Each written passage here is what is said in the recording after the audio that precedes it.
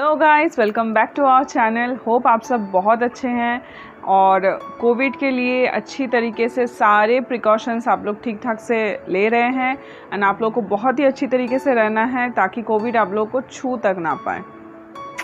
तो starting the video, जो title है वीडियो का that is struggling in a relationship, तो थोड़ा बहुत तो समझ में आ गया होगा कि टॉपिक क्या लेके होने वाली है। बट सबसे पहले मैं एक डिस्क्लेमर दे देना चाहूँगी, ना तो मैं कोई रिलेशनशिप एक्सपर्ट हूँ, ना ही कोई साइकोलॉजिस्ट जो मैं रिलेशनशिप के बारे में आप लोगों को ज्ञान झाड़ने आ गई। मैं अपना खुद का एक सिंपल एंड जेन्युइन सा एक्सपीरियंस है वो शेयर करना चाहूँगी। एक कंट्रोलिंग रिलेशनशिप में रह के कैसे करके एक इंसान अपना लाइफ को बर्बाद कर सकता है, मैं उसी का एक छोटा सा एग्जाम्पल दूंगी आप लोगों को। And I am very much sure कि अगर मेरा ये वीडियो 10 जन भी देख रहे हैं तो उन 10 पीपल्स में से 2 to 3 पीपल्स ऐसे हैं ही जो ऑलरेडी रिलेशनशिप के इस कंट्रोलिंग वाले पार्ट, टेकन फॉर ग्रांटेड वाले पार्ट से जूझ रहे हैं। एंड आई एम श्योर, इसीलिए मैं ये वीडियो आज को लाई हूँ ताकि मैं जैसे करके ओवरकम की थी ये वाले प्रॉब्लम से खुद को, आप लोग भी थोड़ा सा अगर रिलेट कर पाते हो या फिर मेरे इन बातों से अगर आज आपको कुछ भी थोड़ा सा हेल्प होता है then I will be very much happy. सच में हम लोग के लाइफ में ऐसा एक फेज़ आता ही है जब हम लोग कोई सीरियस रिलेशनशिप में एंटर करते हैं, नॉट वो टाइम पास वाला सीरियस रिलेशनशिप जहाँ पे आप लोग सोचते हो अबाउट मैरिज या आपको वो पर्सन एकदम परफेक्ट लगने लगता है and you guys started thinking about your future, बहुत सारे प्लानिंग्स करने लगते हो। फिर अचानक से सारा कुछ बदल जाता है टाइम के साथ साथ। क्योंकि क्या होता है, रिलेशन के स्टार्टिंग में पहला सारा कुछ बहुत अच्छा जाता है, बहुत अच्छा। धीरे धीरे ग्रेजुअली एंड इवेंचुअली चीज़ें बदलने लगती है।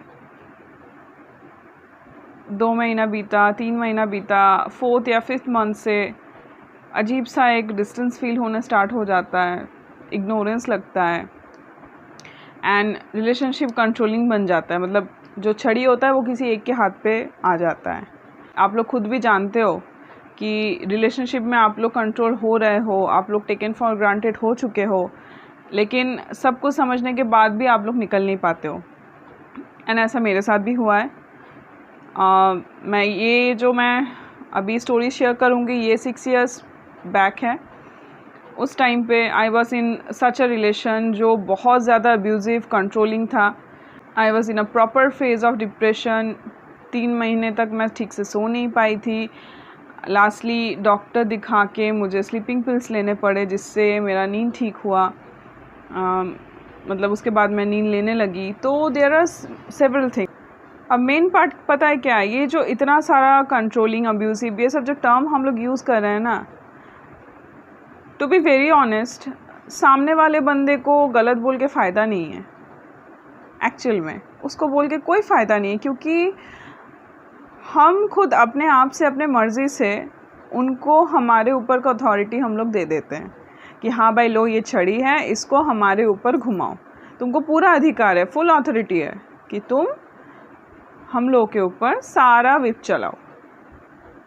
तो ऑटोमेटिक हम लोग अगर दे देंगे तो उसको तो मज़ा आएगा ही। हाँ, जब सुन रही है मेरी बात, मतलब कठपुतली बन गई है, उठने बोल रहे हैं उठ रहे हैं, बैठने बोल रहे हैं तो बैठ रहे हैं, दे विल एन्जॉय इट ना। ये स्टार्टिंग फेज़ में तो रिलेशनशिप का ठीक ठाक रहता है, अच्छा लगता है, नहीं चलो he is a bit positive, बहुत स्वीट क्यूट लगता है। बट धीरे धीरे वही पॉइजन बन जाता है, फांसी का फंदा बन जाता है, जिससे लगता है कि अब हम लोग अटक के मर जाएंगे ना। इन माई केस मैं बहुत शॉर्ट में बोलूँगी, ज़्यादा डिटेल्स में नहीं जाना चाहूँगी, बट आप लोग समझ जाओगे क्या बोलना चाहती हूँ मैं। आई was in such a relation जो मतलब मुझे कहीं का नहीं छोड़ा था। मीन्स ना उसको अंदर निगल पा रही थी, ना उसको निकाल पा रही थी, बीच में अटक के रह गई थी मैं। एंड कितने सारे सुइसाइडल टेंडेंसीज आए, डिप्रेशन का एक मेजर फेज़ गया है मेरे लाइफ में। एंड उस रिलेशनशिप से मुझे क्या क्या रिवॉर्ड मिला पता है? PCOD, thyroid, insomnia, depression and last but not the least family and friends से फुल डिटैचमेंट। ये जो 5 चीज़ हुआ है ये आप लोगों के साथ भी हो सकता है। क्योंकि अगर आप खुद जानबूझ के कंट्रोलिंग रिलेशनशिप में हो तो ये पांचों चीज़ें ज़्यादा दूर नहीं है, या फिर ऐसा भी हो सकता है ऑलरेडी आपके लाइफ में है या हो रहा है। एंड अभी 6 years बीत गए हैं, मेरा अभी शादी हुआ है with a very good partner. I feel so blessed कि he is so loving, so caring, and सबसे बड़ी बात क्या है, he is not at all dominating, एकदम ही डोमिनेटिंग नहीं है। इनफैक्ट वो इतना ओपन माइंडेड है कि मैं कुछ भी पहनूं, मतलब वो बोलता है मुझे। एक टाइम था जहाँ पे एक बंदा मेरे वार्डरोब तक घुस गया था, मुझे कहाँ आना जाना है वो डिसाइड करने लगा था। मैं अपने पापा के साथ घर से 7 बजे के बाद निकल नहीं सकती, मेरे भैया मेरे पास सो नहीं सकते, एंड लॉट मोर थिंग्स। मैं वोट नहीं दे सकती, सबसे मेजर चीज़ था, you can give vote because you have to stand in a queue and people will may stare at you, और जो अंकल वोट देंगे वो तुम्हारे शायद उंगली को पकड़ेंगे। घटिया, एकदम घटिया सोच। ऐसे बंदे को मैं डील की हूँ, और इन सब चीज़ों से रिवॉर्ड में मुझे इतने सारे डिजीज़ेस मिले। अब रहा PCOD का बात, मैं बहुत पहले सॉल्व करके आ चुकी हूँ। आई टुक होम्योपैथी ट्रीटमेंट एंड उसके बाद मैं डाइट से ठीक कर ली सारा। तो अभी 2 बार मेरा रिसेंट USG हुआ है। फर्स्ट टाइम भी पूरा क्लीन रिपोर्ट आया है, तो हम लोग को लगा, थोड़ा डाउट लगा था कि इतना क्लीन भी आ सकता है USG का रिपोर्ट, मतलब no cyst left in my body. और इसलिए नेक्स्ट टाइम मैं दूसरे जगह से USG कराई, वहाँ पे भी रिपोर्ट क्लीन है and I am very happy for that. अब जो मेन रीज़न है, जो इंसिडेंट मुझे सबसे ज़्यादा पुश किया ये वीडियो बनाने के लिए, दैट इज़ आफ्टर PCOD मेरा लाइफ एक डिसिप्लिन वे में शुरू हो गया। ठीक ठाक से उठना, ठीक टाइम पे सोना, सारा ठीक कर दी। मेरा वेट लॉस भी हुआ, 2 months में मैंने 9 kg रिड्यूस किया और अच्छे से लाइफ लीड करने लगी। मतलब जैसे ही मैंने उस चैप्टर को क्लोज़ कर दिया, सच में मेरा लाइफ चेंज होने लगा। एंड वो चैप्टर मैं कैसे क्लोज़ की उसके बारे में भी आती हूँ, बट पहले मैं ये बात बोल देती हूँ। 7 to 8 months अगो क्या हुआ कि डाइट तो कर रहे हैं, अचानक से देख रहे हैं मेरा फिर से वेट गेन हो रहा है। वाई, मतलब क्यों, समझ में नहीं आया। तो मैं जैसे यूट्यूब, गूगल, ये सारी जगह पे रिसर्च करती रहती हूँ। तो रिसर्च करने के बाद थायराइड से मेरे सिम्टम्स मैच होने लगे, तो मैंने थायराइड टेस्ट करवाया, वहाँ पे रिपोर्ट आया positive that yes I have thyroid. तो मैं तो शॉक हो गई कि अचानक से सारा कुछ क्योर हो गया, मैं ठीक ठाक लाइफस्टाइल में हूँ, अभी कोई स्ट्रेस भी नहीं है, मैं नींद भी ठीक से ले रही हूँ, तो थायराइड का इशू क्यों आ गया भाई, फिर से क्यों ना। अब डॉक्टर के पास गई, वहाँ पे वो बैठे काउंसलिंग कर रहे हैं, he is talking to me. तो अब जो अच्छा बात ये है कि एज़ मैं अपने बॉडी पे अटेंशन देती हूँ, थोड़ा बहुत अगर बॉडी में भी मेरा चेंजेस आ जाता है ना, तो मैं वो समझ लेती हूँ कि कुछ प्रॉब्लम है। That's a very good thing. And ये इसीलिए पॉसिबल हुआ क्योंकि अब मैं सच में अपने आप से प्यार करती हूँ। पहले मैं ना तो अपने आप को रिस्पेक्ट देती थी, ना अपने आप को वैल्यू देती थी, इसलिए शायद मेरे साथ ऐसा हुआ। एंड होना चाहिए था, ठीक हुआ, जो हुआ ठीक हुआ, वो हुआ है, इसीलिए अभी मैं सही हूँ, ठीक ट्रैक पे हूँ। वो होना चाहिए था। हर किसी की लाइफ में एक धक्का आना चाहिए, नहीं तो वो आगे की तरफ मूव नहीं कर सकते, रुक जाते, स्टैग्नेंट हो जाते हैं।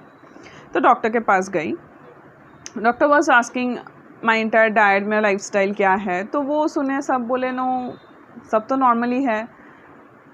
तो वो ठीक है, फाइन, होता है, कभी कभी लाइफस्टाइल इशू से भी हो जाता है। And I was repeated like, नहीं लाइफस्टाइल इशू होना नहीं चाहिए, मैं तो ठीक थी, सारा कुछ ठीक ठाक से खा पी रही हूँ, तब क्या प्रॉब्लम हो गया, क्या इशू हो गया। कभी भी कोई मैरिज फंक्शंस में जाती हूँ तो खाने के बाद नेक्स्ट 2-3 दिन तक मैं डिटॉक्स चलता था। तो ऐसे तो इश्यूज आने नहीं चाहिए। और ऐसा नहीं कि मैं एक ही सिंगल डाइट पे स्टिक रहती थी, I always change every 2 days diet को। देन डॉक्टर प्रेस्क्रिप्शन लिख रहे हैं, लिखते लिखते अचानक से मुझे पूछे do you have any kind of depression. मतलब पहले मुझसे वो पूछे कि आपका मैरिज लाइफ कैसा चल रहा है। आई वाज सेइंग या all okay, very good, I am very happy in my marriage life. तो वो पूछे कि प्रीवियस कोई डिप्रेशन था लाइफ में। I was like okay, I told हाँ था, एंड वो 6 साल पहले था, मतलब हो चुका है वो कवर। एंड हाँ, कुछ स्लीपिंग पिल्स चले थे, कुछ मेडिकेशंस चले थे, विटामिन्स चले थे। Now my doctor is saying, तो ये उस टाइम का इफ़ेक्ट है। डॉक्टर बोले मुझे तुम्हारे सारे लाइफस्टाइल सुन के यही लगा कि एवरीथिंग इज़ वेन नॉर्मल, तो ऐसा इशू क्यों आया? तो इसलिए मेरे माइंड में क्वेश्चन आया कि did you have any kind of depression in the past? तो बस अब वही रीज़न हो सकता है। Then I said yes. तो वो सुने थोड़ा बहुत कि क्या हुआ था, कितने टाइम तक मैं थी, तो वो सुन के एकदम कन्फर्मली बोल दी कि yes that is the reason. तो अभी मैं सोच रही हूँ, दो अभी मेरे थायराइड को हुए 7-8 महीने हो चुके हैं एंड वो एकदम इनिशियल स्टेज पे ट्रिगर हुआ है कि नॉर्मली शायद 3 पॉइंट समथिंग ऐसा कुछ रहता है, आई गेस 3 पॉइंट समथिंग और 2 पॉइंट समथिंग ऐसा कुछ नॉर्मल थायराइड हार्मोन का रेशियो है। मेरा वही 6.2 आया था, मतलब थोड़ा ही बढ़ा है, लेकिन वो थोड़ा जो इंक्रीज़ हुआ है उसी में मेरा बॉडी मतलब डिसऑर्डर दिखाना स्टार्ट कर दिया था। तो डॉक्टर वही बोल रहे हैं कि एक्चुअली तुम्हारा बहुत जल्दी रिकवर हो जाएगा। तो I was like okay fine, but ये होना नहीं चाहिए था, क्योंकि सारा कुछ डाइट वाइट करके फिर से अगर मेरा वेट गेन हो जा रहा है तो बहुत निराशा होती है। चलो ठीक है। एंड और शायद लास्ट 3 मंथ्स ही रह गए हैं, एक दवाई का डोज आएगा, उसके बाद डॉक्टर ने कहा कि और तुमको मेडिकेशन का ज़रूरत नहीं है एंड बाय योर डाइट आपका ये थायराइड भी ठीक हो जाएगा। Now what my point is, देखो आज से 6 साल पहले मैं एक डिप्रेशन वाले फेज़ में थी। उस टाइम क्या मुझे पता था कि अब जो मेरा डिप्रेशन चल रहा है अभी का, इसके वजह से मैं 6 साल बाद अफेक्टेड होने वाली हूँ? ऐसा कोई नहीं सोचता है, कोई नहीं, ना मैं सोचती थी ना आप लोगों में से कोई सोचेगा, but this is the real fact. ऐसा नहीं है कि उस टाइम के बाद से मेरा पूरा ही लाइफस्टाइल इशू चल रहा है। No, I was in a discipline life, मैंने वेट लूज़ भी किया था, बट अचानक से सब कुछ सही रहने के बाद भी without conceiving I am suffering from thyroid.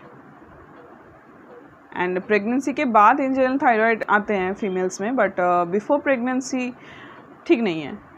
तो मैं बहुत कोशिश कर रही हूँ कि जल्दी से जल्दी इसको क्योर कर लूँ, क्योंकि लाइफ में आगे भी तो बढ़ना है, खुश रहना है।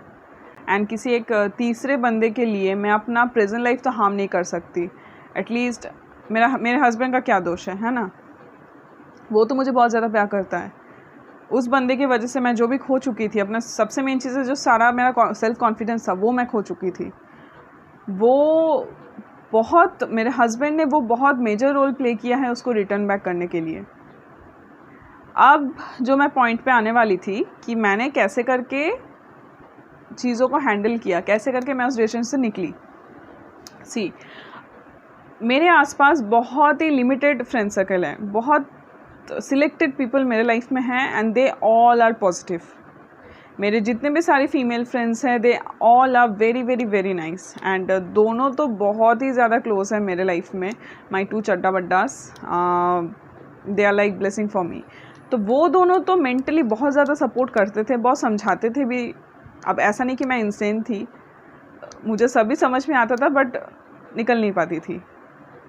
एंड वो लोग भी हाल नहीं छोड़े, वो लोग भी रिपीटेडली मुझे मोटिवेट करते थे, देख पढ़ना, ऐसा हो सकता है, वैसा हो सकता है। और मुझे एकदम क्लियर पिक्चर दिखाई देता था कि उस इंसान के साथ मैं कभी खुश नहीं रह सकती हूँ, क्योंकि आज वो मेरे ऊपर इतना ज़्यादा विप चला रहा है, जो हालांकि मैंने उसे वो ऑडेसिटी दिया, मैंने ही दिया था उसको, बट स्टिल इतना ज़्यादा विप चलाने लगा था कि शादी के पहले अगर मैं खुश नहीं हूँ तो आफ्टर मैरिज तो कोई सवाल ही पैदा नहीं होता है। तो मैं क्या करती थी, होता है ना बातों बातों में झगड़ा होता था, कभी कभी सोचती थी कि अब बात नहीं करूँगी, बट एक अलग सा एक क्रेविंग ही बोलूँगी, वही डिज़ायर होता था कि नहीं चलो फ़ोन कर लेते हैं, क्या फ़ायदा झगड़ा करके। बट धीरे धीरे मुझे लगा कि चीज़ें ऐसे करके काम नहीं करी है। मतलब जब समझ में आ गया कि भाई बार बार एवरी टाइम एक नया नया इशू होते जा रहा है। मानते हैं कि रिलेशनशिप के स्टार्टिंग में एडजस्टमेंट में थोड़ा झमेला होता है, बट वो कितना दिन तक होगा। धीरे धीरे प्रॉब्लम्स बढ़ने लगी, सेम चीज़ रिपीट मोड पे होने लगा। तो तब तो समझ में आ ही जा रहा है कि no, this is not the right relation for मी।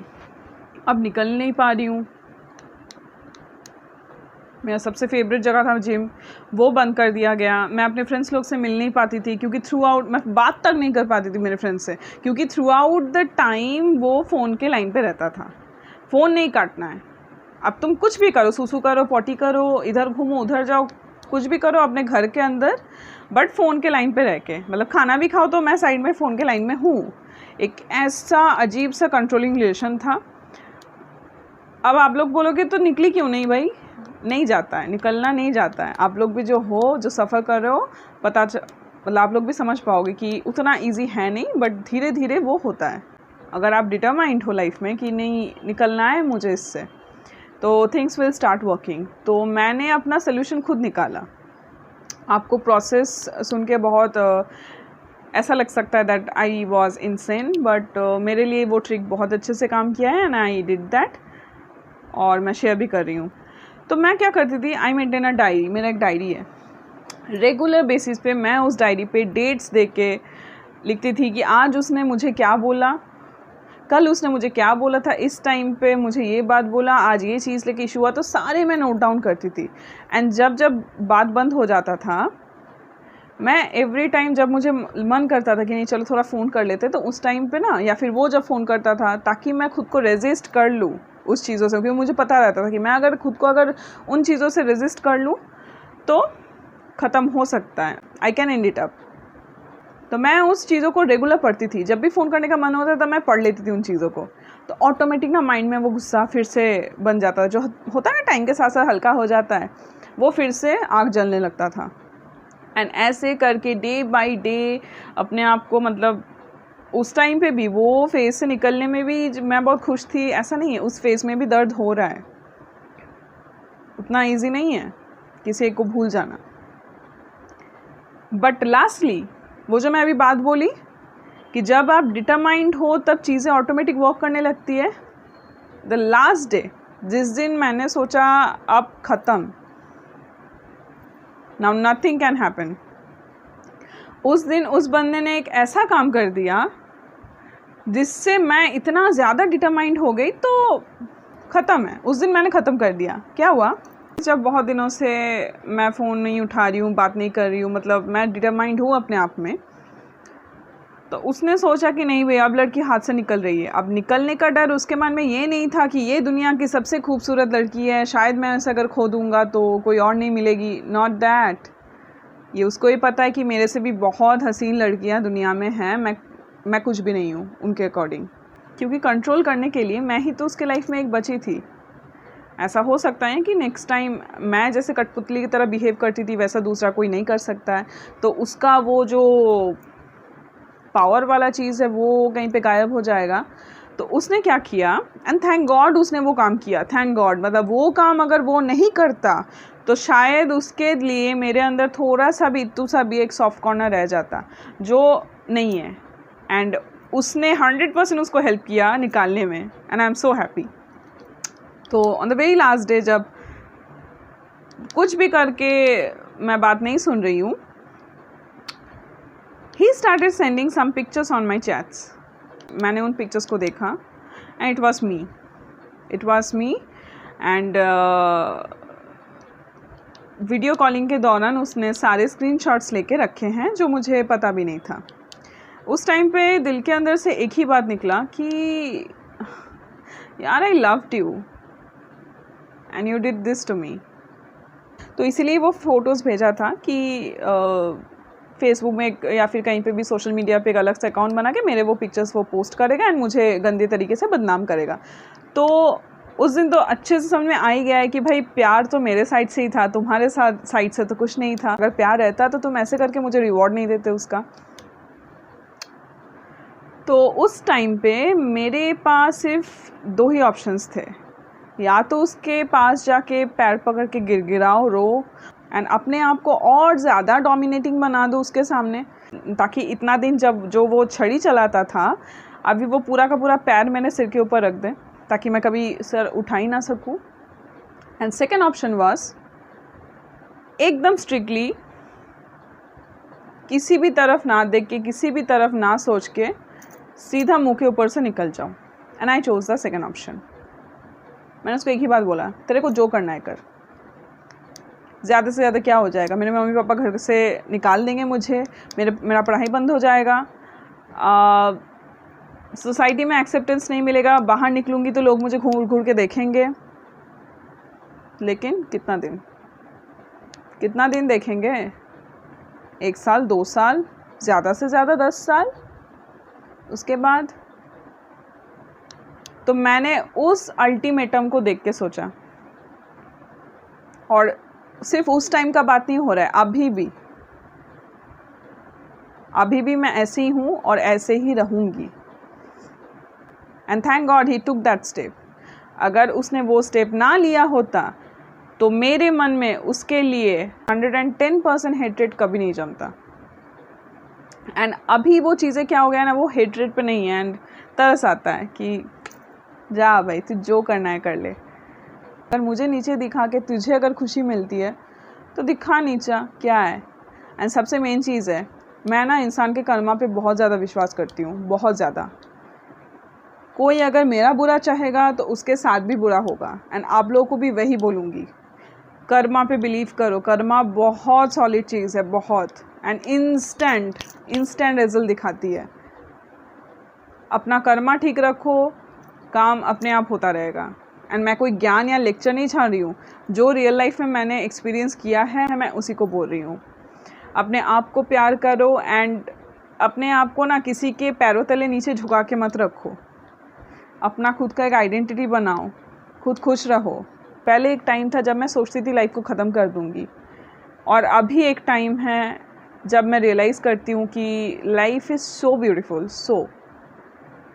और कभी कभी दुख भी होता है कि पिछले टाइम में मैं अगर ठीक टाइम पे मैं समझ जाती ना तो आज शायद लाइफ में बहुत कुछ कर पाती, लेकिन बहुत देर से आई। चलो ठीक है, आई तो उस रिलेशनशिप में अगर फुल टाइम के लिए चली जाती तो अब क्या होता, इतना दिन शायद मैं ज़िंदा ही नहीं रहती, ख़त्म हो जाती। क्योंकि उस रिलेशनशिप में जाती तो सुसाइड होना तो पक्का है। एंड आप लोगों को भी बोल रही हूँ, जो लोग आप लोग जानबूझ के सब कुछ समझ के भी कंट्रोलिंग रिलेशनशिप के अंदर बैठे हो ना, ये सोच के कि भाई इससे बेटर मुझे नहीं मिलेगा, आप लोग बहुत गलत हो। आप लोग अपने आप को प्यार ही नहीं करते। तब खुद के ऊपर तो कॉन्फिडेंस रखो, खुद के ऊपर तो बिलीव रखो कि नहीं सब अच्छा होगा। खुद को प्यार करो, सब ठीक है, सब सही है। और हाँ, एक बात मैं लास्ट में बोलना चाहूँगी, कोई भी रिलेशन ख़राब या अच्छा नहीं होता है। हर एक रिलेशनशिप कुछ ना कुछ सीख दे के जाती है, मुझे भी दे के गई है। आई एम ऑलवेज थैंकफुल कि वैसा एक रिलेशन मेरे लाइफ में आया था, इसीलिए मैं अभी का जो मेरा प्रेजेंट रिलेशन है उसको मैं वैल्यू दे पा रही हूँ। नहीं तो ऐसा हो सकता था कि as my husband is very soft, हो ही सकता था, ह्यूमन हूँ, human nature is very much fluctuating. हो सकता था कि मेरे हस्बैंड बहुत ज़्यादा सॉफ्ट हैं, मैं ही शायद उनको ग्रांटेड ले लेती। प्रीवियस रिलेशनशिप में मुझे लिया गया था, शायद इस रिलेशनशिप में मैं उसको ले लेती, लेकिन ऐसा नहीं हुआ है क्योंकि मैं खुद उन चीज़ों से सफ़र करके निकली हूँ। तो किसी और के साथ मैं वैसा कभी नहीं करूँगी। And we are really, touch wood बोलना नहीं चाहिए, we are really very happy with each other. आप लोग भी खुश रहो, खुद से प्यार करो एंड सबको प्यार दो। एंड वैसे फालतू के रिलेशन से निकलो, खुद भी अपना पीस ऑफ माइंड ठीक रखो एंड सामने वाले को भी पीस ऑफ माइंड दो।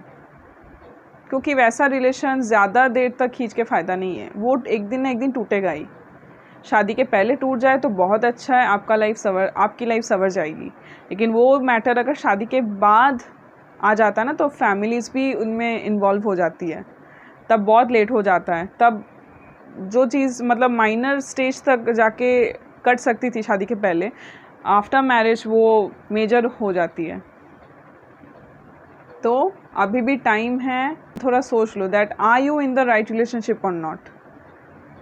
और अगर फीमेल्स में एक बहुत ही सॉलिड गॉड गिफ्टेड चीज़ है, that is our six sense and our intuition.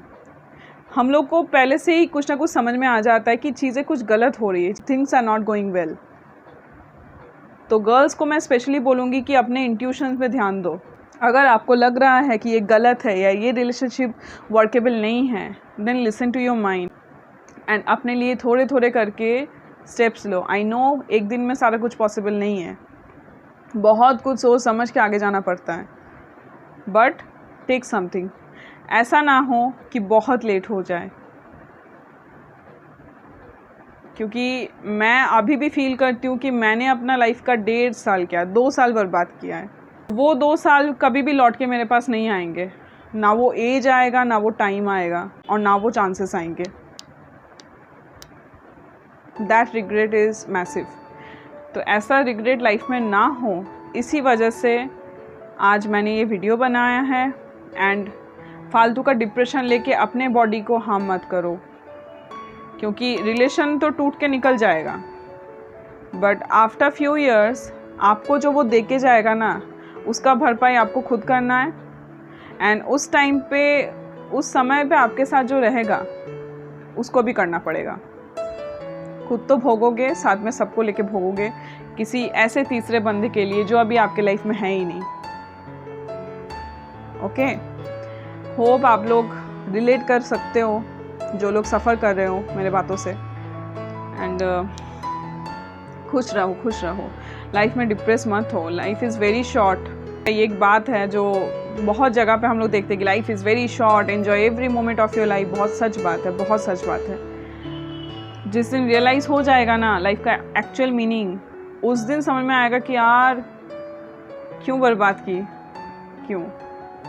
बहुत खुश रहो, सबको खुश रखो, खुद को खुश रख के सबको खुश रखना है।